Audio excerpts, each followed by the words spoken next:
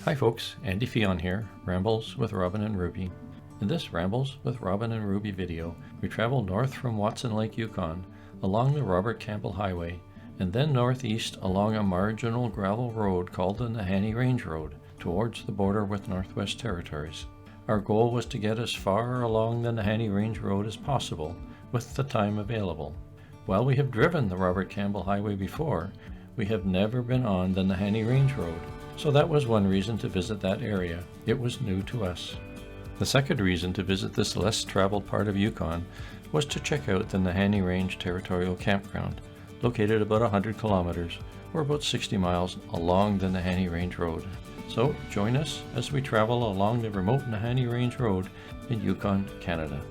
The weather on June the 4th, 2023, when we left Watson Lake, was drizzly, and the morning temperature was a fresh 4 degrees Celsius, or about 40 degrees Fahrenheit. There were areas of morning fog. The Robert Campbell Highway from Watson Lake was in very good condition for the 100 or so kilometers, or 60 miles, we drove to the junction with the Nahanni Range Road. There was very little traffic.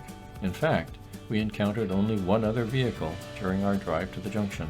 We in fact saw more black bears than we did other vehicles. The black bears were happily eating vegetation along the roadside. About 1.5 hours after we left Watson Lake, we arrived at the junction of the Nahanni Range Road with the Robert Campbell Highway. At the junction between the Robert Campbell Highway and the Nahanni Range Road, there is a rest stop with garbage bins, a pit toilet, a picnic table, and some information signs that describe the modern history of the Nahanni Range Road. Construction of the Nahanni Range Road was completed in 1965 to access mineral resources, specifically the metal tungsten. The Cantong mine, located in Northwest Territories, just over the border with Yukon, lies at the end of the road, about 215 kilometers or 135 miles northeast from the junction with the Robert Campbell Highway. At the Cantong mine, the element tungsten was extracted. The mine operated from 1962 to 1986, again from 2002 to 2003, and from 2005 to 2015, when the mine was finally closed. Now, if you're wondering, tungsten is an important metal. If you used those old incandescent light bulbs, had an X-ray, used military-grade bullets, or drove a vehicle made from hardened steel, then you were well served by the element tungsten. If you want to read more about the history of the mine, just pause this video and read the signs. Despite the fact that the Cantong mine closed in 2015, the Nahanni Range Road is still serviced. At least it was as of the summer of 2023. I should say at the outset that the Nahanni Range Road is not a road for the timid. There are no services, no supplies, no gas, no lodging. The road is gravel.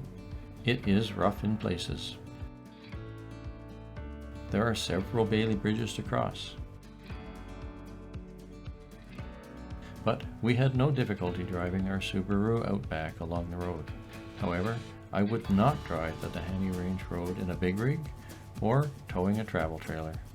The old Cantong mine, located at the end of the Nahanni Range Road, is closed, so you cannot just drop in or get help. If you get into trouble, such as flat tire, or experience a mechanical problem, you're on your own. We did see one Yukon government truck checking the road conditions, but I don't know how frequently they make that drive. That said, the scenery is quite lovely, and if you are looking for a tranquil place to visit, the Nahanni Range Road has lots of that, but be prepared for any eventuality if you do travel it. The road passed through a recent area burned by a forest fire. Despite what appears to be devastation, fire is an important means to clean the forest of aging and diseased trees and flammable material on the forest floor. Fire plays an important role in forest regeneration. That regeneration ensures a healthy forest, as seen here with this stand of lodgepole pine. We did see some wildlife. We saw one porcupine, and we saw many black bears. In fact, we saw so much bear scat on the road that you might think the road is used more frequently by bears than humans, which likely it is. That said, It was a lovely drive, and despite the cloudy, drizzly weather, the scenery was beautiful. Well, we're about kilometer 50 along the Nahanni Range Road, and just stopping for a break. It's a little bit windy, you can see the clouds moving. It's quite lovely landscape. Unfortunately, it's cloudy. We haven't had the rain yet today that they're forecasting. And it looks like this area is the site of an old burn forest fire. See lots of black spruce. They're bottle brush shape. They're standing in bed. So we've arrived at the Nahanni Range Campground, Yukon Territorial Park. Lovely sign. We've driven about 100 kilometers from 84 actually, according to the sign, from the junction with Campbell Highway. And the air is acrid. You can smell where there had been smoke. We drove through a couple of recent forest fires where this area has been burning this spring. Just to look at the a little bit of the bush around here, lodgepole pine, black spruce with a classic sort of bottle brush shape with dwarf birch as the dominant understory. And like most of Yukon, you are always in bear country. We in fact saw 2 black bear on the Campbell Highway. We didn't see, and we saw 1 bear on the Nahanni Range Highway. Lots of bear poop. So obviously keep a clean camp, carry a bear spray. So we've arrived at the Nahanni Range Campground. This is a Yukon Territorial Campground. No potable water, but the campsites are nice. No electricity, but you have doggy bags. Give you a sense of what the campground looks like. We're about 190 kilometers from Watson Lake, and apparently about 100 kilometers from the Yukon Northwest Territories border. No question, the scenery here at Nahanni Range Campground is quite spectacular. Kind of nestled in a valley between 2 mountain ridges. Snow still on the mountain ridge to the east. This is at one of the campsites here. They're quite long. You could probably get a 5th wheel in here. Not that you'd want to drive one up this North Range Road. And this one appears to be joined to have a shared fire pit.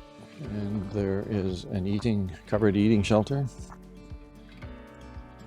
Eating shelter has a wood stove inside for warmth, but it's all marked off with red tape. And given the severe fire season they've had here in the spring in Yukon, and Alberta for that matter, I assume the red tape means do not use. And I see the porcupines have been active, eating away at the paint and the wood of the eating shelter. And there's a shared outhouse. To be fairly substantially built. Something's happened at the corner of that one, and they're pretty typical.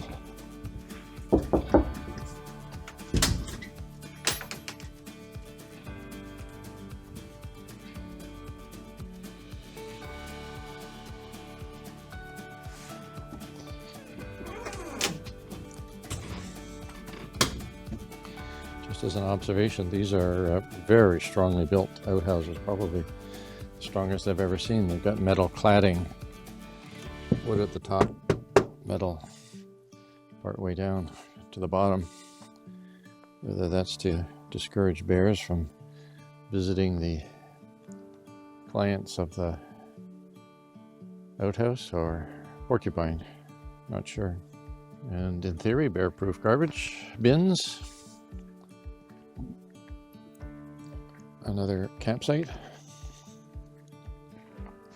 Number 5, and this number 4 appears to be a pull-through. You can drive through. Picnic table, fire pit, and again another wooden structure here. I wonder if hunters come up here and it's used for hanging game. So this is the Highland River behind one of the campsites.